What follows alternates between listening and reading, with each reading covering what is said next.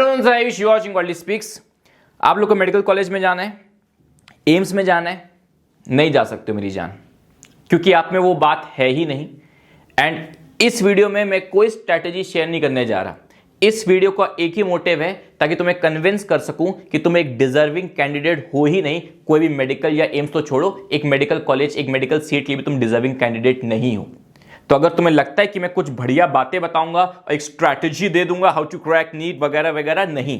ये complete video जितनी भी 8, 9, 10 मिनट की होगी, इस वीडियो में सिर्फ एक ही पर्पस रहेगा, तुम्हें कन्विंस कर देना कि तुम्हारे अंदर वो दम ही नहीं है, तुम्हारे अंदर वो बात ही नहीं है एक मेडिकल कॉलेज में जाने की। एक बार अपनी हालत देखो, एक बार अपनी हरकतें देखो। नहीं सर, मेरी हरकतें सर थोड़ी गड़बड़ जरूर हैं, बट सर मुझे पता है मैं सिलेक्ट हो जाऊंगा। सर सिलेक्शन के लिए मुझे पता है 10 से 12 घंटे की पढ़ाई चाहिए। सर मैं 100 क्वेश्चन प्रैक्टिस करूंगा, सर मैं मॉक टेस्ट दूंगा, मैं रिवीजन करूंगा, बैकलॉग नहीं होने दूंगा। अरे मेरी जान, ये इतना आसान नहीं है। ये जो बातें आप सुनते आते हो ना कि 15 घंटे पढ़ लेंगे या 100 क्वेश्चन कर लेंगे, मॉक टेस्ट सारे दे देंगे, रिवाइज कर लेंगे, अच्छे से पढ़ाई करेंगे, टाइम वेस्ट नहीं करेंगे, ये सारी बातें लास्ट स्टेप होता है। ये पहला स्टेप नहीं है प्रिपरेशन का। और शायद तुम इसलिए इनको अचीव नहीं कर पा रहे हो इतने सालों से, इतने महीनों से। ये सुनने में आसान लगता है, 12 घंटे पढ़ लेंगे, 100 क्वेश्चन प्रैक्टिस कर लेंगे, कोई बैकलॉग नहीं रखेंगे। अरे मेरी जान, this is the last step of your preparation. क्योंकि जिस दिन तुम वो अचीव कर लेते हो, तुम्हारा सिलेक्शन तो तय है ही, पर वो अचीव क्यों नहीं हो पा रहा? बिकॉज उन सबसे पहले कुछ इनिशियल स्टेप्स आपके जो अंदर होते हैं वो आने चाहिए। तो 10-12 घंटे की पढ़ाई, ये कड़ी मेहनत जो आप बता रहे हो, ये सारी आखिरी स्टेप है। आपका पहला, दूसरा, तीसरा, चौथा स्टेप आपके शरीर के अंदर होने चाहिए। वो किसी को नहीं दिखता, वो दुनिया में किसी को नहीं दिखेगा। दुनिया में ये दिखेगा कि आप पढ़ाई कर रहे हो कि नहीं कर रहे हो, आपके मॉक टेस्ट में मार्क्स आ रहे कि नहीं आ रहे। पहला स्टेप प्रिपरेशन का पता क्या होता है? आपके अंदर से आवाज आती है क्या? पढ़ लेते हैं, अंदर से आवाज आती है क्या? ना ये उठते हैं यार, अब काम करते हैं यार, पढ़ाई करते हैं यार, टाइम वेस्ट हो गया। ये अंदर की आवाज है कि नहीं? अगर ये आवाज ही नहीं है, ये आवाज की बोलती बंद हो चुकी है, तो आपका पहला स्टेप ही गायब है। भूल जाइए कि अभी आप 10-12 घंटे पढ़ाई कर पाएंगे, भूल जाइए। ये पहला स्टेप होता है। अगर अंदर की आवाज कुछ आती है, अंदर से दिन भर में ये आवाज आप ही महसूस कर सकते हो, कोई महसूस नहीं कर पाएगा। अगर अंदर से आवाज आती है, this is your step 1। Second step, आपका दिमाग फ्री कितना है? आपके लाइफ में कितने स्यापे हैं? 24 घंटे के अंदर आपका दिमाग कितना ज्यादा शांत रह पाता है, यह आपका दूसरा स्टेप है। और ये ऐसा नहीं कि सर मेरा दिमाग ना शांत नहीं रह पाता, सर मेरे लाइफ में ना बहुत से प्रॉब्लम्स हैं। बेटा, वो प्रॉब्लम्स तुमने ही क्रिएट की हुई हैं। 90% लाइफ में जो तुम्हारी प्रॉब्लम्स हैं वो तुम्हारी खुद की क्रिएटेड हैं। पहले तो एनवायरमेंट को ब्लेम करो नहीं। मुझे अभी तक याद है, जब मैं एक जेईई का एस्पिरेंट था, मेरे पापा मेरे से कहते थे, बेटा जब तुम एस्पिरेंट फेज में हो ना, सिर्फ 2 ही काम करना, या तो पढ़ लेना या तो सो जाना। और मैं लिखित में कह सकता हूं, ये इतनी गोल्डन एडवाइस है ना। अगर कोई एस्पिरेंट की लाइफ में बस यही 2 काम है, बस पढ़ाई करना और सो जाना। सो जाना मतलब सो जाना, खाना पीना और सो जाना। अगर आपका लाइफ इतना सिंपल एंड सॉर्टेड है, हो ही नहीं सकता मैं सिलेक्शन ना हो। बट एक बार अपनी लाइफ को झांक के देखो, कितनी घटिया, कितनी कॉम्प्लिकेटेड बना के रखी है तुमने अपनी जिंदगी। भाई क्या, आप मुझे एक बात बताओ, आप लेट से आप 24 घंटे आपके पास है, आप सोचते हो कि मैं इतनी पढ़ाई करूंगा, मेहनत करूंगा। आपने कभी खुद से बैठ के देखा है कि मेरी लाइफ में कितनी सारी चीजें हैं जो मुझे पढ़ाई करने से रोकती हैं?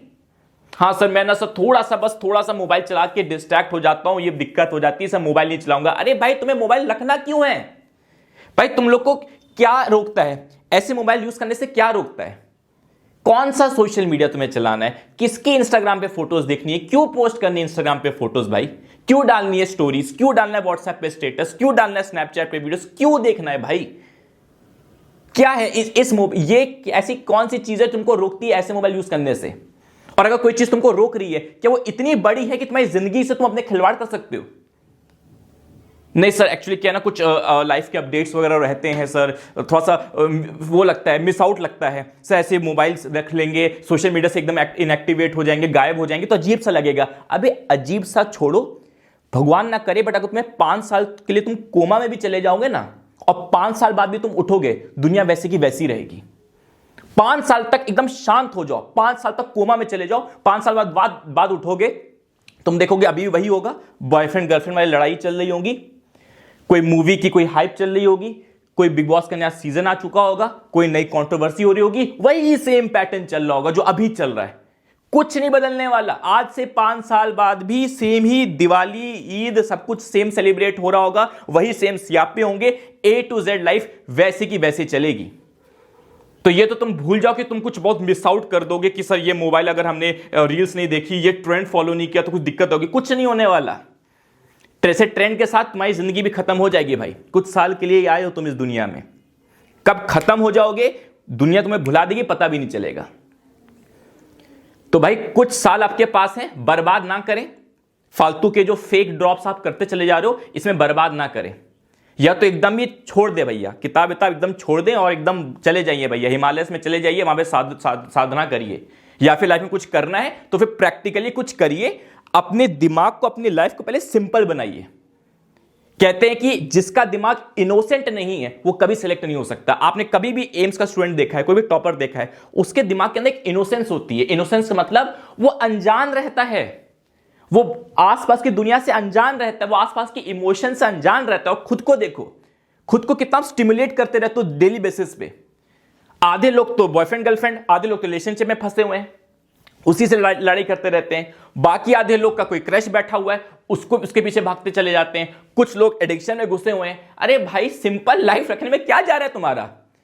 क्या चीज चली जा रही है? क्या मौत आ जा रही है भाई? सिंपल सी एक जिंदगी नहीं जी सकते जहां पे तुम्हारा सिर्फ एक ही काम है, पढ़ाई करना, खाना पीना, सो जाना, बस। और अपनी मम्मी पापा से बात कर लेना, भाई बहन से बात कर लेना, बस। क्या इतनी सिंपल लाइफ तुम अफोर्ड नहीं कर सकते? जबरदस्ती जिंदगी को एकदम झंड बना के रख देना है, उसके बाद फिर उसी झंड लाइफ में प्रिपरेशन करना है और फिर रोना धोना है कि कैसे पढ़ूं 10-12 घंटे, कैसे पढ़ूं, ये 100 क्वेश्चन कैसे करूं, कैसे मॉक टेस्ट दूं, सर समझ में नहीं आ रहा, सर अजीब सा लग रहा है। सुन मेरी बात, ध्यान समझ। आज से लाइफ को रीसेट करो। रीसेट करने का मतलब अपनी लाइफ को सिंप्लीफाई करो। तुम्हारी लाइफ में कोई सोशल मीडिया, कोई फालतूबाजी नहीं होनी चाहिए। अगर तुम्हें यूट्यूब चलाना है, यूट्यूब पे वीडियोस देखनी है, भाई किसी और का मोबाइल यूज कर लो। तुम्हारा अपना पर्सनल फोन नहीं होना चाहिए। तुम्हारा अगर पर्सनल फोन है तुम मतलब MBA सीट तो तुम छोड़ ही दो, तुम बिल्कुल भूल जाओ। अगर पर्सनल फोन इनकेस है भी तो उसमें सोशल मीडिया नहीं होना चाहिए। बेस्ट है कि भैया ऐसे छोटे छोटे फोन रखो, मोबाइल या फिर लैपटॉप वगैरह अगर है, पापा या लैपटॉप या मम्मी का कोई फोन वगैरह, उससे कोई यूट्यूब पे वीडियो देखनी है तो आप देख लो। दूसरी चीज, सर मेरे को ना ओवर थिंकिंग बहुत हो जाती है, सर मैं बहुत ना ओवर थिंक करता हूं, सर मैं अपनी लाइफ को बहुत मैं सिंपल कर चुका हूं, सर मैंने सबको सारी डिस्ट्रैक्शन हटा दी है, सर मैंने सबको ब्लॉक कर दिया है, बट सर ये ओवर थिंकिंग जाती नहीं है। ओवर थिंकिंग नहीं जाती है, किसी की नहीं जाएगी। ओवर थिंकिंग आने के 2 ही रीजंस होते हैं। पहला, या तो आपके नीट प्रिपरेशन का आपका रस खत्म हो चुका है। जो नीट की आप तैयारी करते हो, बायोलॉजी की क्वेश्चन प्रैक्टिस करते हो, फिजिक्स क्वेश्चन प्रैक्टिस करते हो, मेहनत करते हो, उसका रस खत्म हो चुका है आपकी लाइफ से, तो कुछ बचा ही नहीं, उसमें कुछ मजा आता ही नहीं है आपको। तब तो मैं कहूंगा बेटा आप छोड़ दो नीट की प्रिपरेशन, वरना आप जिंदगी भर ओवर थिंकिंग करते रहोगे। और दूसरा ओवर थिंकिंग होता है नेचुरल ओवर थिंकिंग, जो सभी के साथ होता है, सभी के साथ होता है, मेरे साथ भी होता है। मैं भी ऑटोमेटिक मेरा दिमाग चला जाता है कि आज से 4 साल बाद मैं क्या करूंगा क्वालिटी स्पीक्स के साथ, मैं इस 4 साल बाद मेरी कंपनी में क्या होगा। ऑटोमेटिक। मैं जब एक एस्पिरेंट था तो मैं ये सोचता था, प्रिपरेशन फेज में सोचता था, अरे वो कॉलेज में वो ब्रांच कैसी रहेगी, लेना सही रहेगा कि नहीं लेना सही रहेगा, ये सब सोचता था। तो नेचुरल ओवर थिंकिंग ऑटोमेटिकली हमारा दिमाग फालतू के फ्यूचर में चला जाता है, खींच के लाना पड़ता है। यह सभी इंसान को करना पड़ेगा। कोई इंसान ऐसा पैदा नहीं हुआ जो ओवर थिंकिंग नहीं करेगा, ऐसा हो ही नहीं सकता। सबका, तुम्हारा मेरा, दुनिया में प्रधानमंत्री नरेंद्र मोदी का भी सेम, नरेंद्र मोदी जी का भी, ठीक है, सेम ओवर थिंकिंग उनको भी होती होगी कि भैया वोट मिलेगा कि नहीं मिलेगा, इलेक्शन जीतूंगा कि नहीं जीतूंगा। सबके साथ होता है, खींच के वापस प्रेजेंट में लाना पड़ता है दिमाग को। और तीसरी चीज बता रहा हूं, ओवर थिंकिंग का मतलब यह नहीं कि आप पढ़ाई करना छोड़ दें। मेरे को भी बहुत ओवर थिंकिंग होती थी, मेरे लाइफ में भी थोड़े से स्यापे हो गए थे, उसके बावजूद मैं क्वेश्चन प्रैक्टिस करता था। होने दीजिए, बैक एंड में चलने दीजिए, बैक एंड चलने दीजिए, बट आप कहोगे नहीं क्वेश्चन प्रैक्टिस में करके रहूंगी। लड़ना तो पड़ेगा, अपने दिमाग से लड़ना तो पड़ेगा, वरना ये दिमाग आपको बर्बाद करके छोड़ देगा। नेक्स्ट पॉइंट की बात करते हैं और लास्ट पॉइंट की बात करते हैं। Again this is not a strategy video कि कैसे आप एम्स में जाएं, बिकॉज आप जा सकते ही नहीं है। आप अपनी लाइफ को एक बार देखिए, आप अपनी लाइफ में आप अपनी लाइफ से मेरे को कोई 5 चीजें अगर बता दें कि ऐसी 5 पॉइंट्स बताइए, ऐसे 5 हैबिट्स बताइए जिसके वजह से आप सेलेक्ट होना डिजर्व करते हैं, आप लिख नहीं पाओगे। ट्राई करके देखिए 5 हैबिट्स जिससे आप डिजर्व करते हो एम्स में जाना। आपके पास दम ही नहीं होगा, आपके पास इतने शब्द ही नहीं होंगे, 5 हैबिट्स होंगी नहीं आपके पास। और फिर आप बातें करते हैं बड़ी बड़ी कि भाई इतना पढ़ लेंगे, वैसे उखाड़ लेंगे, वहां से क्वेश्चन प्रैक्टिस कर लेंगे, ये सॉल्व कर लेंगे, 10-12 घंटे की वन शॉट देख लेंगे। सब फालतू है, कुछ नहीं कर पाओगे। हाँ, कुछ बच्चे ऐसे हैं जो मेहनत कर रहे हैं, सारे डिस्ट्रैक्शन जीरो उन्होंने कर रखा है, एंड फॉर सम रीजन वो अभी 4-5 घंटे ही पढ़ पा रहे हैं। मैं मानता हूं, सुनना बात को, यहां पर भी थोड़ा सा दिमाग से एक चीज निकालो। जब मैं कह रहा हूं कि 10-12 घंटे पढ़ाई करनी है, 100 क्वेश्चन प्रैक्टिस करना है, ये एकदम से अचीव नहीं होता है। पहले तो ये भी दिमाग से निकाल दो कि मेरे को एकदम परफेक्ट एस्पिरेंट बनना है तभी मैं सिलेक्ट होता हूं। ये एकदम दिमाग से निकाल दो इस चीज को, कि अगर मैंने 100 क्वेश्चन प्रैक्टिस नहीं करे, अगर मैं डेली बेसिस पे 20 क्वेश्चन प्रैक्टिस करूं तो मेरा सिलेक्शन नहीं होगा। ये दिमाग से निकाल दो। इसको इस छोटे से एग्जांपल समझो। मान लो अगर मैं जिम कर रहा हूं, तो अगर मैं ये सोचूंगा कि भाई अगर मैं हफ्ते में 6 दिन जिम जाऊंगा तो ही बॉडी बनेगी, वरना बॉडी बनेगी ही नहीं, तब तो मैं कभी नहीं जिम जा सकता। सेम चीज अगर तुम ये सोच रहे हो कि अगर मेरे को सिलेक्शन होना है तो मेरे को 10-12 घंटे तो करना ही है, 100 क्वेश्चन तो करना है, मेरा सिलेक्शन होगा ही नहीं, ये एकदम फालतू चीज है। वो अगेन आखिरी स्टेप है। मॉक टेस्ट दे देना, बैकलॉग डालना, रिवाइज करना, वो सब आखिरी स्टेप है। वो पहली बार में नहीं हो जाएगा, उससे पहले छोटे छोटे बहुत स्टेप्स लेने पड़ेंगे। मेजॉरिटी लोग क्या सोचते हैं कि सर अगर मैं सिर्फ, मेरे खुद के स्टूडेंट्स हैं यार, सर अगर मैं सिर्फ पीवाईक्यूज करूं, सर आपका एनसीईआरटी मॉड्यूल कर लूं, सर मैं आपका एमईक्यू कर लूं, सर क्या सिलेक्शन हो जाएगा क्या, सर इसके अलावा और क्या करूं, सर कंफ्यूजन हो रहा है। अरे मेरी जान, पहले इतने तो कर। इनफैक्ट अगर आप एक ऐसे स्टूडेंट हो जिससे पढ़ाई बिल्कुल नहीं हो रही, आप सिर्फ पीवाईक्यू कर लो, कुछ मत करो। बट सर सिर्फ पीवाईक्यू करने से सिलेक्शन होगा नहीं ना, यही तो रीजन है तुम्हारा सिलेक्शन कभी नहीं होने वाला। क्योंकि तुम्हें लगता है या तो एकदम एक्सट्रीम पढ़ाई करूंगा या तो फिर मैं सिलेक्शन डिजर्व ही नहीं करता। ये आप भूल जाइए, दिमाग से निकाल दीजिए इस चीज को कि आप कभी सिलेक्ट होने वाले हैं। अगर आप ऐसी थ्योरी लेके बैठे हैं, अगर मैं कह रहा हूं सिर्फ पीवाईक्यूज करो, अगर नहीं पढ़ाई हो पा रही सिर्फ पीवाईक्यूज करो और कुछ मत करो, सिर्फ पीवाईक्यूज कर लो भाई, इतना तो करो। पहले सिर्फ एक सेट ऑफ क्वेश्चंस रोज करो, पहले 40 क्वेश्चन डेली करने की कोशिश करो। एकदम से मत मोटिवेट होकर एकदम हाइपर लेवल पे चले जाओ कि अब तो वही करूंगा वरना करूंगा ही नहीं, और नहीं हो पा रहा तो रोए पड़ा हूं। नहीं, ऐसे नहीं होता। आपको 4 से 5 महीने इसी चीज में लग जाते हैं, उस लेवल ऑफ स्टडी, वो जो एक्सट्रीम लेवल ऑफ स्टडी को पाने के लिए, लाने के लिए 4-5 महीने की मेहनत लगती है। कल से नहीं हो जाएगा। डिस्ट्रैक्टेड इंसान हो, कल से 12 घंटे पढ़ने नहीं बैठ जाओगे।